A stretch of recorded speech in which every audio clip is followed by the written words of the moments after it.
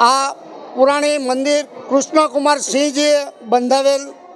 છે અને આ મંદિરની ખાસ પરિસ્થિતિ એ રીતના છે કે ખંભાતના અખાતમાંથી અહીંયા ગાય આવતી અને શિવજીની અહીંયા સ્થાપના ત્યાં દૂધની ધારાવાળી કરીને એ ગાય પાછી ખંભાતના અખાતમાં વી જતી